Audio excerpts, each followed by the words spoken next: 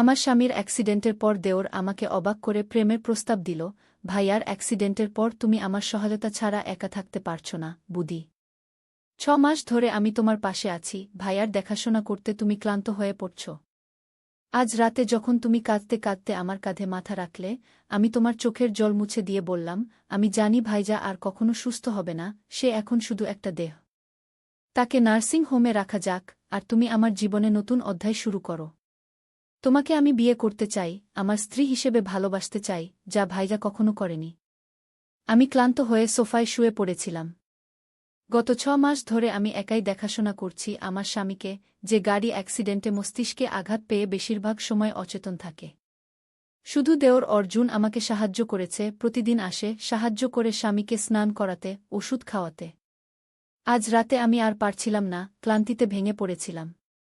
অর্জুন আমাকে সান্ত্বনা দিতে এসেছিল। আর কতদিন এভাবে চলবে, আমি কাঁদতে কাঁদতে জিজ্ঞাসা করলাম। কতদিন পারবে তুমি? অর্জুন আমার পাশে বসল। আমি তার কাঁধে মাথা রেখে বললাম, আমি আর পারছি না, অর্জুন।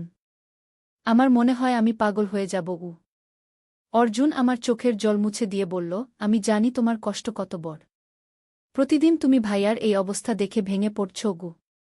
আমি নীরবে কাঁদতে লাগলাম। অর্জুন আমার মাথায় হাত বুলাতে লাগল। তারপর হঠাৎ করেই সে সেই কথাগুলো বলল, যা শুনে আমি স্তব্ধ হয়ে গেলাম। দেওর আমাকে বিয়ের প্রস্তাব দিচ্ছে এমন একটা সময়ে যখন তার ভাই, আমার স্বামী, এমন অবস্থায়।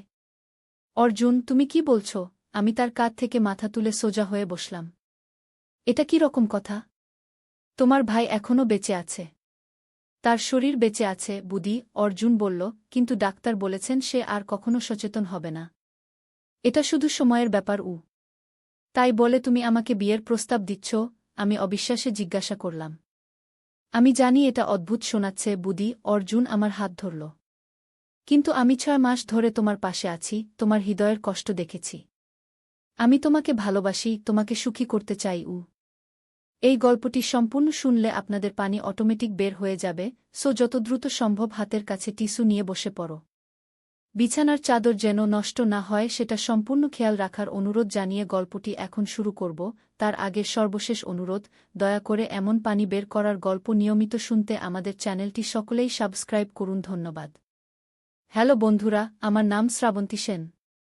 আমার বয়স 42 বছর। আমার স্বামীর নাম অনির্বাণ সেন, বয়স 45 বছর। আমাদের 2 সন্তান, অভিজিৎ আর মালবিকা। অভিজিৎ 19 বছর বয়সী, কলেজে পড়ে। মালবিকা 12 বছর বয়সী, স্কুলে যায়। আমার গল্পটা শুরু হয়েছিল এক সাধারণ সকাল থেকে। আমি বাড়ির বালকনিতে দাঁড়িয়ে চা খাচ্ছিলাম, যখন আমার মোবাইলে একটা কল এলো। আমার স্বামী অনির্বাণ দুর্ঘটনায় পড়েছে। আমি সেদিন বুঝতে পারিনি যে ওই একটা কল আমার জীবনকে সম্পূর্ণ বদলে দেবে। অনির্বাণ গাড়ি চালিয়ে অফিসে যাচ্ছিল। একটা ট্রাক তার গাড়িকে ধাক্কা মেরে উল্টে দিয়েছিল। যখন আমি হাসপাতালে পৌঁছালাম, তখন ডাক্তাররা তাকে অপারেশন থিয়েটারে নিয়ে গিয়েছিল। ঘণ্টার পর ঘণ্টা আমি অপেক্ষা করলাম, আমার চোখ থেকে অশ্রু থামছিল না। সেই সময় আমার দেওর অর্জুন আমার পাশে এসে দাঁড়াল। অর্জুন অনির্বাণের ছোট ভাই, আমাদের বিয়ের পর থেকেই সে আমাদের সাথেই থাকে। অর্জুন আমার হাত ধরে বলল, ভাবি, আমি আছি। সব ঠিক হয়ে যাবে। অপারেশন শেষে ডাক্তার বললেন যে অনির্বাণের মস্তিষ্কে গুরুতর আঘাত লেগেছে। সে কোমায় চলে গেছে এবং কখন ফিরবে তা নিশ্চিত করে বলা যাবে না। সেই দিন থেকে শুরু হলো আমার জীবনের সবচেয়ে কঠিন সময়। প্রতিদিন হাসপাতালে যাওয়া, অনির্বাণকে দেখা, ডাক্তারদের সাথে কথা বলা। বাড়ি ফিরে বাচ্চাদের দেখাশোনা করা, স্কুল কলেজের কাজে সাহায্য করা। অর্জুন প্রতিদিন আমাকে সাহায্য করত। সে অফিসের পর সরাসরি হাসপাতালে চলে আসত, আমাকে সাহায্য করত অনির্বাণকে খাওয়াতে, তার শরীর পরিষ্কার করতে। 6 মাস পার হয়ে গেল। অনির্বাণ এখনও কোমায়। ডাক্তাররা এখন বলেন যে তার আর সচেতন হওয়ার সম্ভাবনা খুবই কম। আমি প্রতিদিন ভেঙে পড়ছিলাম। বাচ্চারা তাদের বাবাকে দেখতে চাইত, কিন্তু তাদের নিয়ে হাসপাতালে যাওয়া আমার পক্ষে কঠিন হয়ে উঠছিল। সেই রাতে অর্জুন আমাদের বাড়িতে এসেছিল। বাচ্চারা ঘুমিয়ে পড়েছিল। আমি সোফায় বসে টিভি দেখছিলাম, কিন্তু আমার মন ছিল অন্যত্র। অর্জুন আমার পাশে বসল। ভাবি, সে শুরু করল, আমি জানি তুমি কতটা কষ্ট পাচ্ছ। আমি তোমাকে এভাবে আর ভেঙে পড়তে দেখতে পারছি না। আমি চোখে অশ্রু নিয়ে তার দিকে তাকালাম। আমি কি করব অর্জুন? আমি কিভাবে এই পরিস্থিতি মোকাবিলা করব? বাচ্চারা প্রতিদিন জিজ্ঞেস করে তাদের বাবা কবে ফিরবে। অর্জুন আমার হাত ধরল। ভাবি, আমি একটা কথা বলতে চাই। তুমি রাগ করো না। সে একটু থামল, তারপর বলল, আমি ডাক্তারদের সাথে কথা বলেছি। তারা বলেছেন অনির্বাণ ভাইয়ার আর ফিরে আসার সম্ভাবনা নেই। তার শরীর বেঁচে আছে, কিন্তু তার মন, তার আত্মা চলে গেছে। আমি নিঃশব্দে কাঁদতে লাগলাম। অর্জুন আমাকে জড়িয়ে ধরল। আমি তার কাঁধে মাথা রেখে কাঁদতে থাকলাম। ভাবি, অর্জুন আমার চোখের জল মুছে দিল। আমি তোমাকে একটা কথা বলতে চাই। আমি জানি এটা শুনতে খারাপ লাগবে, কিন্তু শোনো। আমি ভাইয়াকে নার্সিং হোমে রাখার ব্যবস্থা করতে পারি। সেখানে তার যত্ন নেওয়া হবে। তুমি একা পারছ না, তোমার স্বাস্থ্য ভেঙে পড়ছে। আমি অবাক হয়ে তার দিকে তাকালাম। তুমি কি বলছ অর্জুন? আমি কিভাবে অনির্বাণকে নার্সিং হোমে রাখতে পারি? ভাবি, বিশ্বাস করো, এটাই ভালো হবে। তুমি প্রতিদিন তার কাছে যেতে পারবে, কিন্তু তোমার উপর এই চাপ কমবে। অর্জুন আমার হাত আবার ধরল। আমি হতবাক হয়ে তার দিকে তাকিয়ে রইলাম। অর্জুন আমার চোখের দিকে তাকিয়ে বলল, আমি আরও কিছু বলতে চাই। আমি জানি ভাইজা আর কখনো সুস্থ হবে না। সে এখন শুধু একটা দেহ। তাকে নার্সিং হোমে রাখা যাক, আর তুমি আমার জীবনে নতুন অধ্যায় শুরু করো। তোমাকে আমি বিয়ে করতে চাই, আমার স্ত্রী হিসেবে ভালোবাসতে চাই, যা ভাইজা কখনো করেনি। আমি অবাক হয়ে দাঁড়িয়ে গেলাম। আমার কানে যেন আমি বিশ্বাস করতে পারছিলাম না। অর্জুন আমাকে বিয়ের প্রস্তাব দিচ্ছে। তার ভাই, আমার স্বামী, এখনও জীবিত থাকতে? অর্জুন, তুমি কি বলছ? আমি একটু সরে গেলাম। এটা কি রকম কথা? তোমার ভাই এখনও বেঁচে আছে। তার শরীর বেঁচে আছে ভাবি, অর্জুন বলল, কিন্তু ডাক্তার বলেছেন সে আর কখনো সচেতন হবে না। এটা শুধু সময়ের ব্যাপার। তাই বলে তুমি আমাকে বিয়ের প্রস্তাব দিচ্ছ? আমি অবিশ্বাসে জিজ্ঞাসা করলাম। আমি জানি এটা অদ্ভুত শোনাচ্ছে ভাবি, অর্জুন আমার হাত ধরল। কিন্তু আমি 6 মাস ধরে তোমার পাশে আছি, তোমার হৃদয়ের কষ্ট দেখেছি। আমি তোমাকে ভালোবাসি, তোমাকে সুখী করতে চাই। আমি তার হাত ছাড়িয়ে নিলাম। তুমি পাগল হয়ে গেছ অর্জুন। আমি তোমার ভাবি, তোমার ভাইয়ের স্ত্রী। আমাদের 2টো বাচ্চা আছে। তুমি কি ভাবছ? অর্জুন উঠে দাঁড়াল। আমি জানতাম তুমি এভাবে রিয়্যাক্ট করবে। কিন্তু ভাবি, এটাই ভালো হবে। ভাইজা আর ফিরবে না। তুমি একা জীবন কাটাবে, বাচ্চাদের একা মানুষ করবে। আমি তোমাকে ভালোবাসি, বাচ্চাদেরও। আমরা একটা পরিবার হতে পারি। আমি চিৎকার করে উঠলাম, তুমি এখনই আমার বাড়ি থেকে বেরিয়ে যাও অর্জুন। আমি তোমার মুখ দেখতে চাই না। অর্জুন আমার দিকে এক মুহূর্ত তাকিয়ে রইল, তারপর ধীরে ধীরে বাড়ি থেকে বেরিয়ে গেল। সেই রাতে আমি ঘুমাতে পারিনি। অর্জুনের কথাগুলো আমার মাথায় ঘুরপাক খাচ্ছিল। সে আমাকে বিয়ে করতে চায়। সে কি সত্যিই আমাকে ভালোবাসে, নাকি আমার সম্পত্তির দিকে তার নজর? পরের দিন সকালে আমি যখন বাচ্চাদের স্কুলে পাঠাচ্ছিলাম, তখন আমার মোবাইলে একটা মেসেজ এলো। অর্জুন লিখেছিল, ভাবি, আমি দুঃখিত। আমি তোমাকে কষ্ট দিতে চাইনি। আমি সত্যিই তোমাকে ভালোবাসি। আমি আজ বিকেলে তোমার বাড়িতে আসব, আমাদের কথা বলা দরকার। আমি মেসেজটা পড়ে রেগে গেলাম। এরপরেও সে আমার বাড়িতে আসতে চায়। আমি উত্তর দিলাম, আমি তোমার সাথে কোনো কথা বলতে চাই না। তুমি আমার বাড়িতে এসো না। সেদিন আমি হাসপাতালে গেলাম না। আমি চাইছিলাম না অর্জুনের সাথে দেখা হোক। আমি বাড়িতে বসে ভাবছিলাম কি করা উচিত। অনির্বাণ সত্যিই কি আর ফিরবে না? আমি কি বাকি জীবন একা কাটাব? বাচ্চাদের মুখে কি জবাব দেব? সন্ধ্যায় আমি শুনতে পেলাম দরজায় নক হচ্ছে। আমি জানতাম এটা অর্জুন। আমি দরজা খুললাম না। কিন্তু নক বন্ধ হল না। শেষে আমি দরজা খুললাম। সেখানে দাঁড়িয়ে ছিল একজন পুলিশ অফিসার। আপনি কি শ্রীমতী শ্রাবন্তী সেন? তিনি জিজ্ঞাসা করলেন। আমি মাথা নাড়লাম। হ্যাঁ, আমি শ্রাবন্তী। কি ব্যাপার? আমি দুঃখের সাথে জানাচ্ছি যে শ্রী অর্জুন সেনের একটি দুর্ঘটনা হয়েছে। তিনি তার গাড়ি চালিয়ে যাচ্ছিলেন, যখন একটি ট্রাক তার গাড়িকে ধাক্কা মারে। অফিসার একটু থামলেন। দুঃখের বিষয়, তিনি মারা গেছেন। আমি শক্ত হয়ে দাঁড়িয়ে রইলাম। অর্জুন মারা গেছে? একই ধরনের দুর্ঘটনায়, যেভাবে অনির্বাণ। আমাদের একটা সন্দেহ আছে, অফিসার আবার বললেন। গাড়ির ব্রেক সিস্টেমে ছেঁড়া ছিল। এটা একটা সাধারণ দুর্ঘটনা নয়, এটা সম্ভবত সুনিয়োজিত ছিল গু। আমি হতবাক হয়ে অফিসারের দিকে তাকিয়ে রইলাম। আপনি কি বলতে চাইছেন? আমরা তদন্ত করছি। অর্জুন সেনের জিনিসপত্র থেকে আমরা কিছু তথ্য পেয়েছি। আপনার স্বামীর দুর্ঘটনাও অনুরূপ ছিল, তাই না? আমরা সেটাও পুনরায় তদন্ত করতে চাই।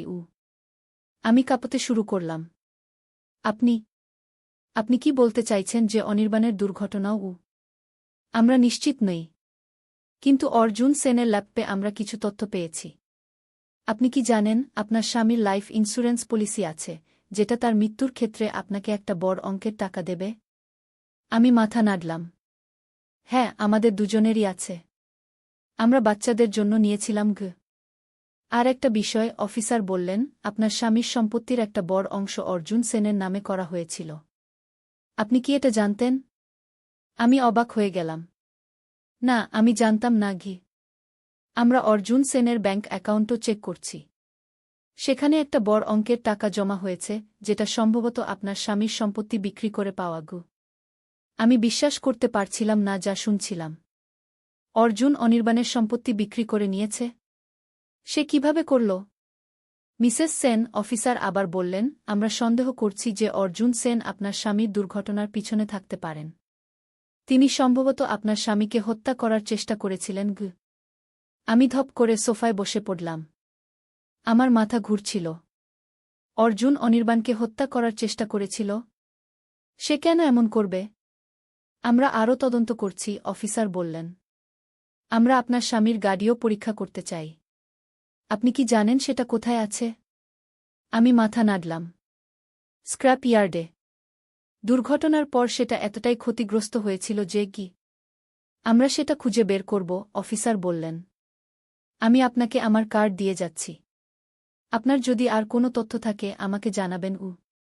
অফিসার চলে যাওয়ার পর আমি বসে রইলাম স্তব্ধ হয়ে। অর্জুন কি সত্যিই অনির্বাণকে হত্যা করার চেষ্টা করেছিল? সে কি আমাকে বিয়ে করতে চেয়েছিল শুধু টাকার জন্য? আমি কি এতদিন একটা খুনির সাথে একই ছাদের নিচে ছিলাম? রাতভর আমি ঘুমাতে পারিনি। সকালে আমি বাচ্চাদের স্কুলে পাঠিয়ে হাসপাতালে গেলাম। অনির্বাণের কাছে বসে আমি কাঁদতে লাগলাম। কেন তুমি আমাকে ছেড়ে গেলে, অনির্বাণ? কেন তুমি আমাকে একা ফেলে গেলে এই সমস্যার মধ্যে?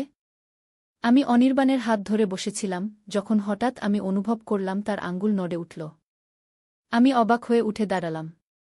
অনির্বাণ, তুমি আমার কথা শুনতে পাচ্ছ? আমি নার্সকে ডাকলাম। তিনি এসে অনির্বাণকে পরীক্ষা করলেন, তারপর ডাক্তারকে ডাকলেন।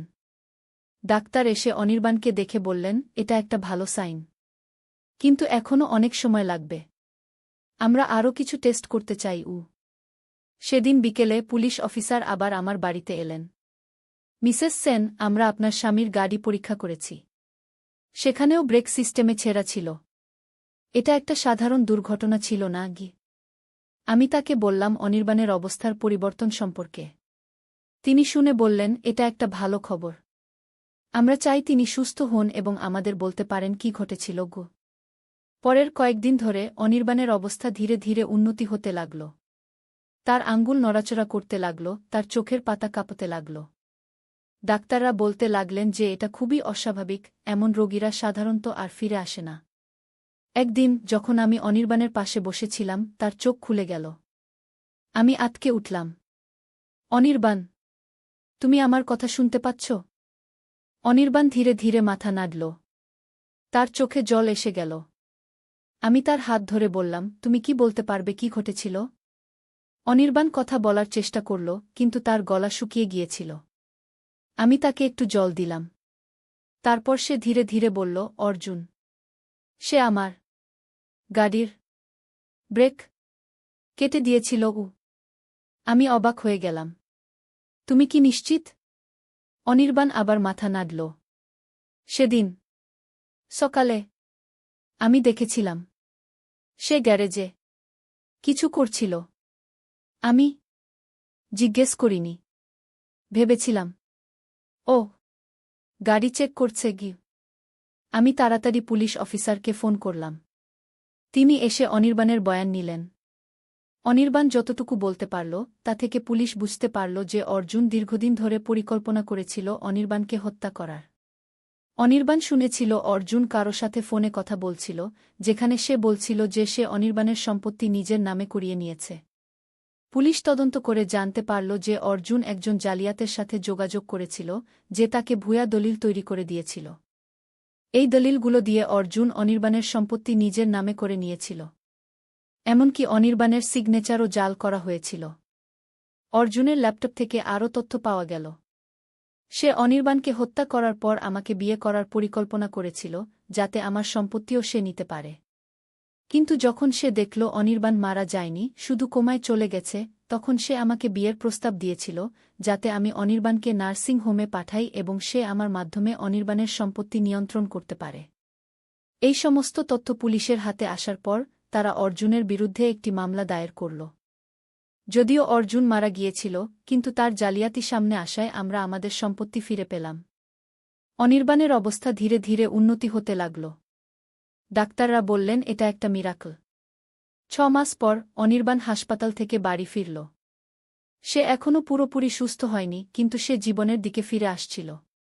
একদিন যখন আমরা বাগানে বসেছিলাম, অনির্বাণ আমার হাত ধরে বলল, তুমি জানো শ্রাবন্তী, অর্জুন আমাকে হত্যা করার চেষ্টা করেছিল, কিন্তু সে আমাকে একটা অমূল্য উপহার দিয়ে গেছে গিউ। আমি অবাক হয়ে জিজ্ঞাসা করলাম, কি উপহার? অনির্বাণ আমার দিকে তাকিয়ে হাসল। সে আমাকে বুঝিয়ে দিয়ে গেছে যে জীবন কত মূল্যবান। আমি আগে সবসময় কাজে ব্যস্ত থাকতাম, তোমাকে বাচ্চাদের যথেষ্ট সময় দিতাম না। এখন আমি বুঝতে পেরেছি যে পরিবারই সবচেয়ে মূল্যবান গু। আমি অনির্বাণকে জড়িয়ে ধরলাম। আমি তোমাকে ভালোবাসি, অনির্বাণ গি। আমিও তোমাকে ভালোবাসি, শ্রাবন্তী, অনির্বাণ বলল। আর আমি প্রতিজ্ঞা করছি, আমি আর কখনো তোমাকে বাচ্চাদের একা ছেড়ে যাব না গি। সেই দিন থেকে আমাদের জীবন নতুন করে শুরু হল। অনির্বাণ ধীরে ধীরে সুস্থ হয়ে উঠল। আমরা বাচ্চাদের সাথে বেশি সময় কাটাতে শুরু করলাম। আমরা বুঝতে পারলাম যে ধনসম্পত্তি নয়, পরিবারই আসল সম্পদ। আমার এই গল্প থেকে আপনারা কি শিখলেন? জীবনে অনেক বাধা আসবে, অনেক বিপদ আসবে। কিন্তু যদি আপনার পরিবার আপনার পাশে থাকে, যদি আপনি সত্যের পথে থাকেন, তাহলে সব বাধা অতিক্রম করা যায়। আর সবচেয়ে বড় কথা, কখনো বিশ্বাস করবেন না এমন কাউকে যে আপনার পরিবারকে ভাঙতে চায়। অর্জুন আমাদের বিশ্বাস ভেঙেছিল, কিন্তু সে জানত না যে সত্যের জয় হয়, মিথ্যার নয়। আজ আমরা সুখী। অনির্বাণ, আমি, আমাদের বাচ্চারা, আমরা এখন আরও বেশি একসাথে আছি। আমরা প্রতিদিন জীবনকে উপভোগ করি, কারণ আমরা জানি জীবন কত মূল্যবান। এই ছিল আমার গল্প। আশা করি আপনারা এটা থেকে কিছু শিখেছেন। ধন্যবাদ আমার গল্প শোনার জন্য।